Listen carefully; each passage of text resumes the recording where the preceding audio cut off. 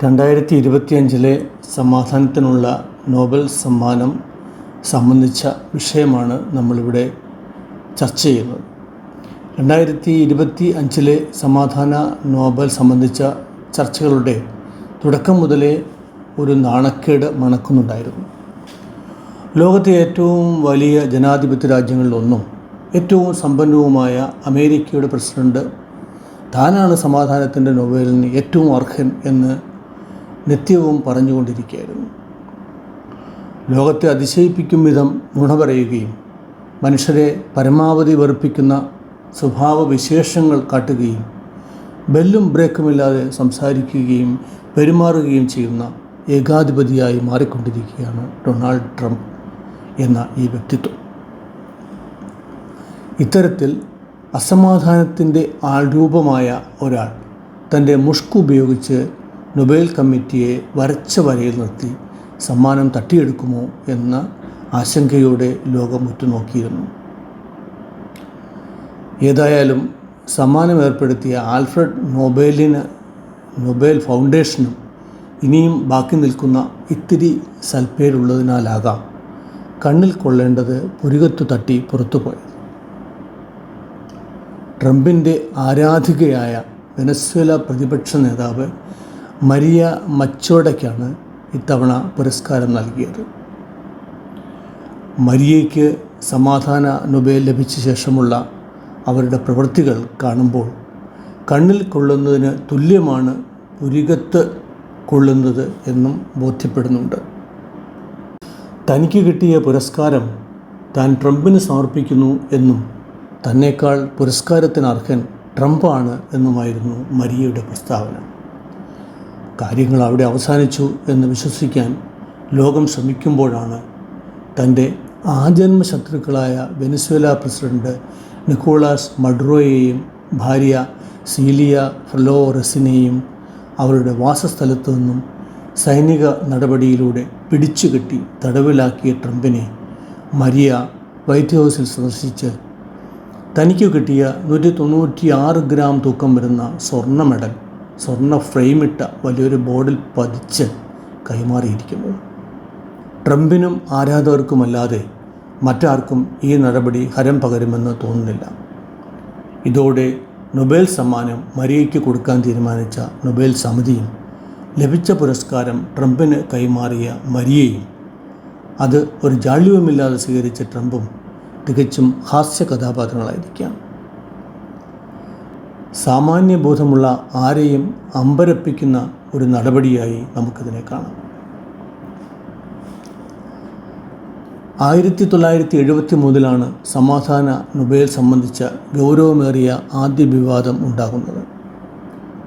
Vietnam യുദ്ധത്തിൽ അടിപെട്ട് കിടന്ന അമേരിക്കയുടെ ദേശീയ സുരക്ഷാ ഉപദേഷ്ടാവും വിദേശകാര്യ സെക്രട്ടറിയുമായ ഹെൻറി കിസിഞ്ചർ വടക്കൻ വിയറ്റ്നാമിൻ്റെ സമാധാന ചർച്ചയ്ക്ക് ചുക്കാൻ പിടിച്ച ലെ ഡുക് തോ എന്നിവർക്ക് സംയുക്തമായി പുരസ്കാരം പ്രഖ്യാപിച്ചു. 1973 ജനുവരിയിൽ പാരീസ് സമാധാന കരാർ ഒപ്പുവെച്ചെങ്കിലും യുദ്ധം അവസാനിച്ചിരുന്നില്ല. 1975 അമേരിക്ക പിന്തുണച്ച തെക്കൻ വിയറ്റ്നാമിൻ്റെ തലസ്ഥാനമായ സൈഗോൺ വടക്കൻ വിയറ്റ്നാം കീഴടക്കിയപ്പോൾ അമേരിക്ക അവിടെ നിന്നും നാണം കെട്ട് മടങ്ങുകയായിരുന്നു. അതുകൊണ്ട് തന്നെ ലെ ഡുക് തോ പുരസ്കാരം നിരസിച്ചു. സ്വമേധയാ നോബൽ സമാധാന പുരസ്കാരം നിരസിച്ച ഏക വ്യക്തി ലെ ഡുക് തോയാണ്. വിവാദത്തിനിടെ 2 നൊബേൽ കമ്മിറ്റി അംഗങ്ങളും രാജിവെച്ചിരുന്നു. ചുരുക്കത്തിൽ നൊബേൽ സമാധാന പുരസ്കാരത്തിന് ആദ്യമായി ബ്ലാക്ക് മാർക്ക് വീണത് അന്നായിരുന്നു.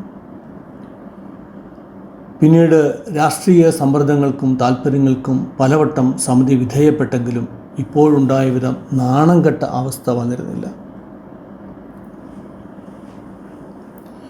മ്യാൻമറിൽ ജനാധിപത്യത്തിനും മനുഷ്യാവകാശങ്ങൾക്കും വേണ്ടിയുള്ള അഹിംസാത്മക പോരാട്ടത്തിനാണ് 1991 സമാധാന നൊബേൽ സമ്മാനം ആങ് സാൻ സൂക്കിക്ക് ലഭിച്ചത്. ഇത് സാർവത്രികമായി പ്രശംസിക്കപ്പെടുകയും ചെയ്തു. അനേകകാലം തടവിൽ കഴിഞ്ഞ അവർ അധികാരത്തിലെത്തിയപ്പോൾ റോഹിംഗ്യൻ മുസ്ലിം ന്യൂനപക്ഷത്തിൻ്റെ വംശീയ ഉന്മൂലനത്തിന് അവിടുത്തെ മിലിറ്ററിക്കൊപ്പം നിൽക്കുകയും സൈന്യത്തെ പ്രതിരോധിക്കുകയും ചെയ്തത് വലിയ വിമർശനത്തിനിടയാക്കി. അവർക്ക് നൽകിയ സമ്മാനം തിരികെ വാങ്ങണം എന്ന നിലയിലും ചർച്ച നടന്നിരുന്നു.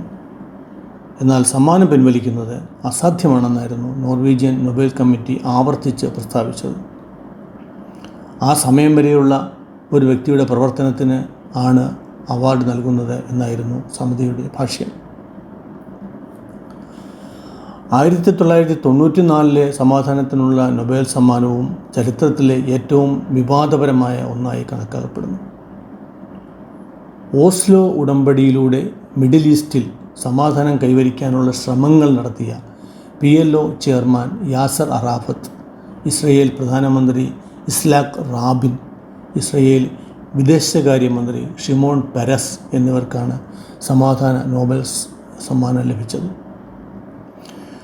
ഇസ്രയേലിനെതിരെ ഒളിയുദ്ധം നടത്തിവന്ന പലസ്തീൻ ലിബറേഷൻ ഓർഗനൈസേഷൻ ചെയർമാനാണ് യാസർ അറാഫത്ത്. പാലസ്തീനികളെ നിഷ്കരണം കൊന്നുതള്ളുന്ന ഭരണാധിപരായിരുന്നു ഇസ്ലാക്ക് റാബിനും ഷിമോൺ പെരസും. ഈ പ്രഖ്യാപനത്തിന് പിന്നാലെയും നൊബേൽ കമ്മിറ്റിയിൽ നിന്നും രാജിയുണ്ടായി. ഇസ്രയേൽ പാലസ്തീൻ സംഘടനം ഇപ്പോഴും തുടരുന്നു എന്നതുകൊണ്ട് തന്നെ 1994 പുരസ്കാരം സമാധാനം കൊണ്ടുവന്നില്ല എന്ന് വ്യക്തമാക്കുന്നു. 2009 സമാധാനത്തിനുള്ള നൊബേൽ സമ്മാനം അമേരിക്കയുടെ 44ാമത് പ്രസിഡന്റ് ബരാക് ഒബാമയ്ക്കാണ് ലഭിച്ചത്. അധികാരത്തിലെത്തി 9 മാസം പൂർത്തിയാക്കും മുന്നെയാണ് പുരസ്കാരം നൽകിയത്. ലോക സമാധാനത്തിന് വേണ്ടിയോ മനുഷ്യാവകാശങ്ങൾക്ക് വേണ്ടിയോ എന്തെങ്കിലും ചെയ്യും മുന്നേ നൽകിയ പുരസ്കാരം പൊതുസമൂഹത്തെ ഞെട്ടിച്ചു. അക്കാലത്തെ ഒരു ഗാലപ്പോളിൽ പങ്കെടുത്ത അമേരിക്കക്കാരിൽ 61% അദ്ദേഹം സമ്മാനത്തിന് അർഹനല്ലെന്ന് വ്യക്തമാക്കിയിരുന്നു. ഒബാമ പോലും താൻ ഈ സമ്മാനത്തിന് അർഹനല്ല എന്ന് വിശ്വസിച്ചിരുന്നു. സമാധാന സമ്മാനം സ്വീകരിക്കാൻ ഓസ്ലോയിലേക്ക് പോകുന്നതിന് ഏതാനും ആഴ്ചകൾക്ക് മുമ്പ് ഒബാമ അഫ്ഗാനിസ്ഥാനിലേക്ക് 30,000 അധിക സൈനികരെ വിന്യസിക്കാൻ ഉത്തരവിട്ടിരുന്നു. പാകിസ്ഥാൻ, യമൻ, സൊമാലിയ തുടങ്ങിയ രാജ്യങ്ങളിൽ ഡ്രോൺ ആക്രമണ പരിപാടിയുടെ വിപുലമായ വ്യാപനം നടന്നതും ഒബാമ പ്രസിഡൻ്റായ സമയത്താണ്.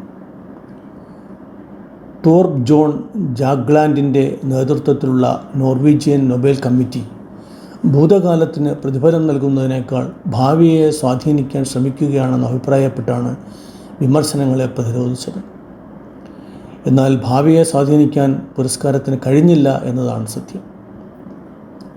2015 നോബൽ കമ്മിറ്റിയുടെ മുൻ സെക്രട്ടറിയായ ഗിർ ലുണ്ടസ്റ്റാഡ് തൻ്റെ ഓർമ്മക്കുറിപ്പിൽ എഴുതിയത് സമ്മാനം ഒബാമയെ ശക്തിപ്പെടുത്തുമെന്ന് കമ്മിറ്റി പ്രതീക്ഷിച്ചിരുന്നുവെന്നും പകരം അത് ഭാരമായി മാറിയെന്നുമാണ്.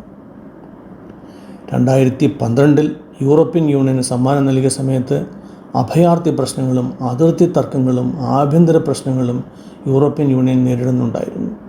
എങ്കിലും അതൊരു രാജ്യ കൂട്ടായ്മയ്ക്കുള്ള അവാർഡ് എന്ന നിലയിൽ വലിയ വിമർശനം നേരിടാതെ രക്ഷപ്പെട്ടു. 2006 നൊബേൽ സമ്മാന ജേതാവ് മുഹമ്മദ് യൂനിസ് ഇപ്പോൾ ബംഗ്ലാദേശിലെ താൽക്കാലിക ഭരണകൂടത്തിൻ്റെ അധിപനാണ്. തീവ്രവാദ സമീപനമുള്ള വിദ്യാർത്ഥികൾ CIA സഹായത്തോടെ നിലവിലുണ്ടായിരുന്ന ഭരണം അട്ടിമറിച്ചാണ് യൂനിസിനെ താൽക്കാലിക ചുമതല ഏൽപ്പിച്ചത്. അധികാരമേറ്റതിനു ശേഷം മതന്യൂനപക്ഷങ്ങൾ, പ്രത്യേകിച്ച് ഹിന്ദുക്കൾ, വലിയ തോതിൽ ആക്രമിക്കപ്പെടുകയും സാംസ്കാരിക കേന്ദ്രങ്ങൾ നശിപ്പിക്കപ്പെടുകയും ചെയ്യുന്നു. യൂനിസിൻ്റെ നിശബ്ദത സമാധാന പ്രേമികളെ അമ്പരപ്പിക്കുന്നതാണ്. ഇത്തരമൊരു വ്യക്തിത്വത്തിന് സമാധാന പുരസ്കാരം നൽകിയത് തെറ്റായിപ്പോയി എന്ന് പുരസ്കാര സമിതിക്ക് തോന്നുന്നുണ്ടാകണം. എന്നാൽ നടന്ന കാര്യങ്ങളെ പുനരവലോകനം ചെയ്യുക തങ്ങളുടെ നയമല്ല എന്നതാണ് സമിതിയുടെ നിലപാട്. ഇത് മാറേണ്ട ഒന്നാണ് എന്ന് സാമാന്യ ജനത വിശ്വസിക്കുന്നു. അത് സംഭവിക്കേണ്ടതുമുണ്ട്. 1895 ആൽഫ്രഡ് നൊബേൽ അദ്ദേഹത്തിൻ്റെ വിൽപ്പത്രം എഴുതിയത്.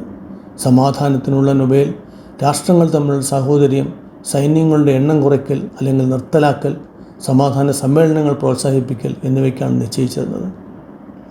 അതിനായി നോർവീജിയൻ പാർലമെൻറ്റ് 5 അംഗ സമിതിയെ നിയമിക്കുന്നു. അവരാണ് ലഭ്യമായ നോമിനേഷനുകളിൽ നിന്നും ചുരുക്കപ്പട്ടിക തയ്യാറാക്കുന്നതും വിദഗ്ധരുമായി ചർച്ച ചെയ്യുന്നതും പ്രഖ്യാപനം നടത്തുന്നതും.